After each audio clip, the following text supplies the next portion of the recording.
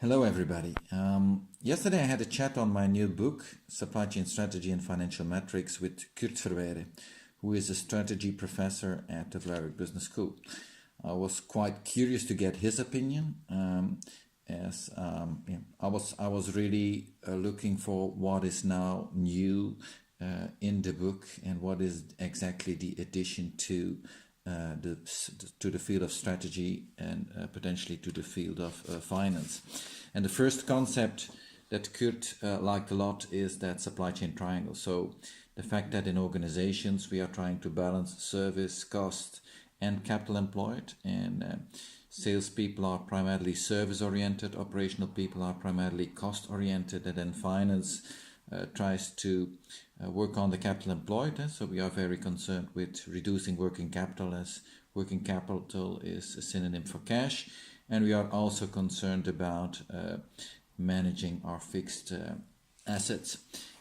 Second key concept, and which is important if we want to understand that triangle to the full extent, is that we can link that triangle fully to financials, and that's shown in this graph. So yes, service is a driver for top line, but as an investor, I'm not only concerned with top line. I also want to see some profitability shown here in the EBIT. Well, if I combine the top line and the cost, I get to something like EBIT. And as an investor, I'm not even just concerned with EBIT, because if I have two companies which generate 100 million of EBIT, one company does it with 50 million of capital employed, and the second, does it with 100 million of capital employed, and I probably want to do the first investment twice. So as an investor, in fact, I'm concerned with the EBIT generated over the capital employed, which is the return on capital employed, or the ROCE. It's what the Americans would call the bang for the buck. And okay, so that's linking that supply chain concept, which is the supply chain triangle, which is a quite operational balancing game between service, cost, and cash. It has now been linked to finance. And the third key contribution in the book is that we are able to link that finance discussion into strategy, and that's shown in this version of the triangle, where we say, okay, I have now a service axis, I have a cost axis, and a capital employed axis, and different strategies lead to different trade-offs in that triangle. Yeah, I know, for instance, that as a low-cost player, if I'm an operational excellence player, I will most probably have a lower cost and a lower capital employed. Why? Because to have the lowest price in the market, I need to have the lowest cost, and to have the lowest cost, I need to ban complexity. Yeah? So I will not have a long tail, I will focus on the big volume products, and I will also make my assets sweat, right? So from that perspective, that big volume will help me, big and stable volume, to have a consistently high utilization of my assets. That's the name of the game. And an operational excellence or low cost player will typically work with a lower EBIT, and as an investor I'm fine with that. It's okay that the EBIT is lower, because at the same time you will work with less capital employed. That's actually shown over here. Versus a product leader, if I'm delivering high-end products into high-end niches, then for sure I will have more complexity. If I have more complexity, I will have a higher capital employed.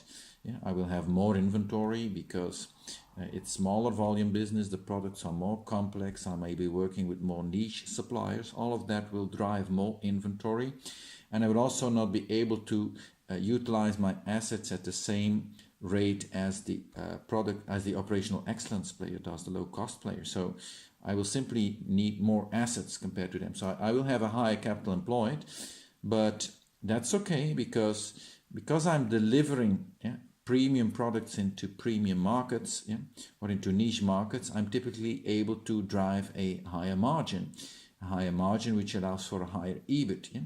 And as an investor, I'm indifferent. It's okay that you have more capital employed as long as you deliver a high EBIT. I'm in fact concerned with that return on capital employed, or the bang for the buck. So those were the three concepts that for Kurt were, let us say, instrumental and key contributions to the field of strategy and the field of supply chain. So it all starts again from that supply chain triangle, where we try to balance service, cost, and capital employed. We translate that into finance, basically saying, well, service is the driver for top line and cost combine into EBIT. Yeah, but as an investor, I'm primarily concerned about what's the EBIT you generate over the capital employed, what's the bang for the buck. Yeah? And extending that return on capital employed reasoning into strategy is this one. Well, it tells us that out of, let us say, different strategies are different routes to generate a return on capital employed. An operational excellence or a low cost player will generate a ROCE by having a lower EBIT but compensating for that with the lower capital employed. Where a product leader will have a higher capital employed, but because he delivers high-end products into niches, he is able to drive a higher premium, so he will compensate for that with a higher EBIT. So different strategies lead to different trade-offs in that triangle, and different strategies are in fact different routes to generate the same return on capital employed. And that for Kurt was also a very important finding, as it means that if we analyze key financials of companies, we are actually able to reveal the chosen strategy of different players. Where Kurt disagreed was that he thought that in my book the definitions of operational excellence, customer intimacy are too narrow.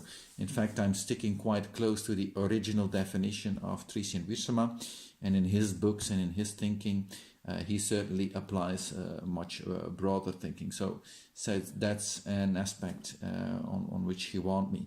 And the second aspect he said is like some of the elements in the book about the two-dimensional benchmarking and target setting are quite technical in nature. Well, that's a bit my background. I was trained early on as a mathematician. Well, he said, I hope that some of that more technical stuff will not distract people from the true key messages, which I just sketched in the slides 1, 2, 3.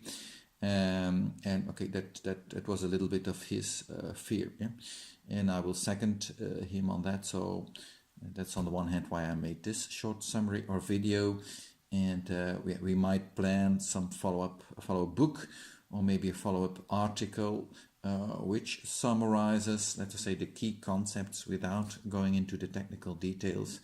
And he was very enthusiastic because he says, I give a lot of strategy sessions to executive committees and to boards, but I've never been able to really link that into financials. Whereas many companies consider their 5 or 10 year financial plan as a strategy, which is not true either. And in the book, we have really been able to link strategy and finance more closely together. And he strongly believes also, Kurt, that being able to translate the strategy into financial terms, which will make the strategy better, but at the same time it will also help boards to clarify that strategy is more than just a 5 or 10 year financial plan. So these are some of the key thoughts I wanted to share with you based on the discussion I had last Friday with Kurt Verweire, and we will be back for more on that supply chain strategy and financial metrics. Thank you.